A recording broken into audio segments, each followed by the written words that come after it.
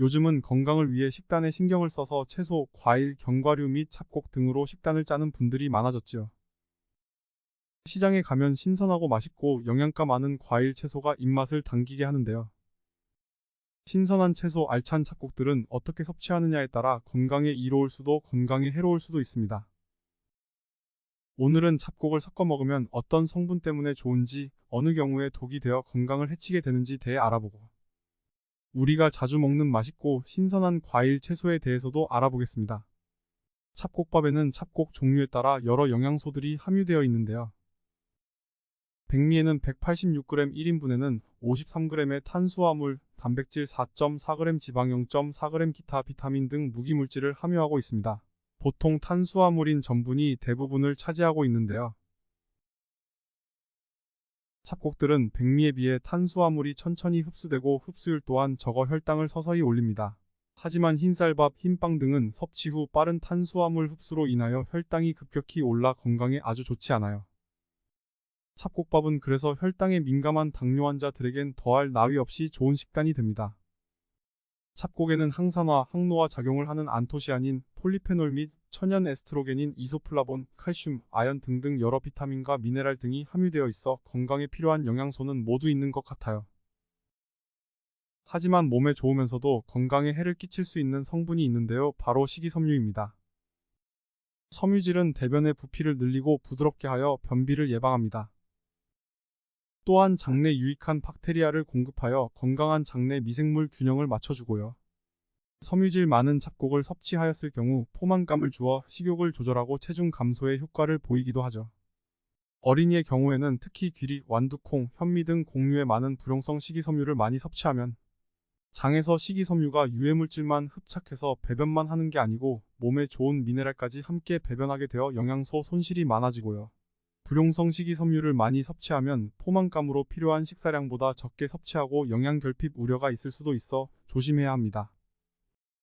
한국영양학회에서는 식이섬유 1일 성인 남성의 경우 25g, 성인 여성은 20g 섭취를 권장하고 있습니다. 우리가 먹는 잡곡 186g 한 끼에 보통 식이섬유 15g 정도 포함이 되는데요. 하루 3끼면 하루 권장 식이섬유량을 초과하게 됩니다. 지나치지 않게 섭취하는 것이 중요합니다. 평소 소화가 원활하지 않은 위장질환자, 소화기능이 떨어진 노년층, 어린이들이 잡곡밥을 잘못 섭취하면 특히 건강에 악영향을 미칠 수 있습니다. 잡곡은 소화 흡수율이 낮고요.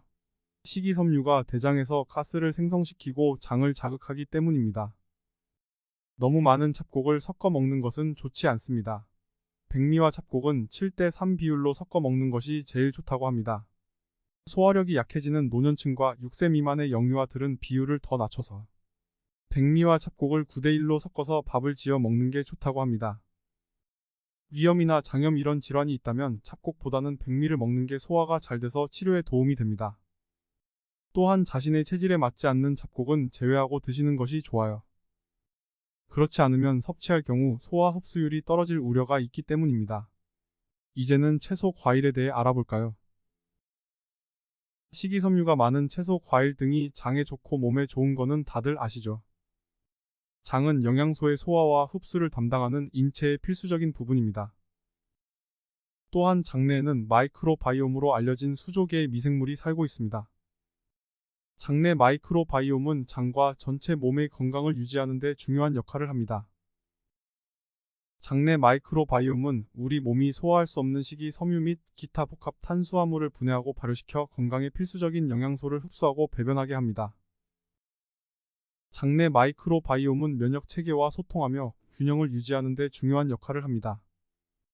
최근 연구에 따르면 장내 미생물 군집과 정신 건강 사이의 연관성이 밝혀졌는데요.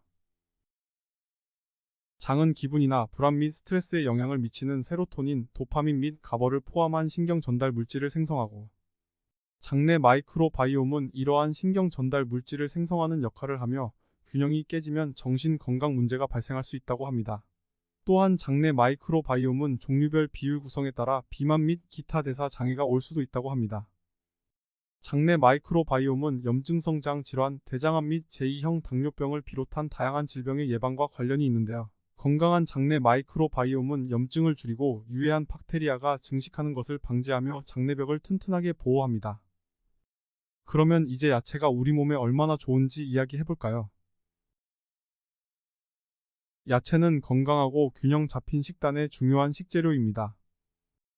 야채에는 섬유질이 풍부하여 변비를 예방하고 배변을 조절하며 장내 미생물군을 유지하여 소화 건강을 증진시키며 염증을 줄이고 심장병, 제2형 당뇨병 및 특정 유형의 암과 같은 만성 질환을 예방하는 데 도움이 되는 항산화제가 풍부합니다.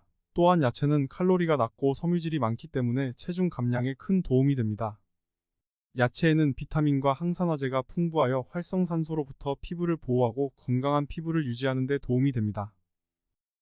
하지만 다음의 경우에는 과일, 채소 섭취에 조심을 해야 하는데요. 시금치와 같은 일부 야채에는 옥살산염이 포함되어 있어 신장 결석이 생기기도 합니다.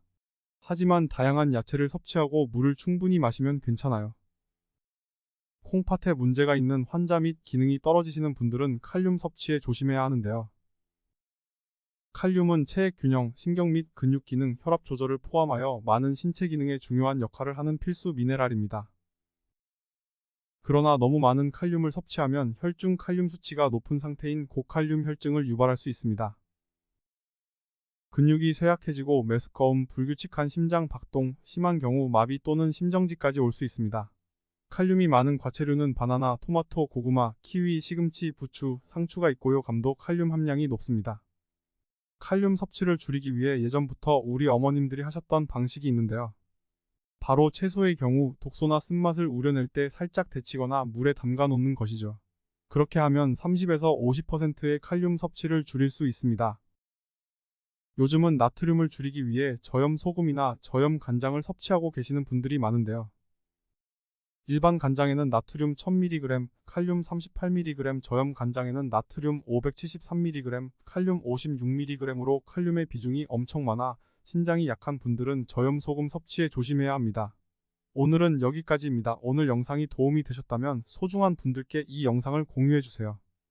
저는 더욱 유익한 영상으로 다시 찾아뵙겠습니다. 오늘도 건강하시고 행복하시길 빕니다.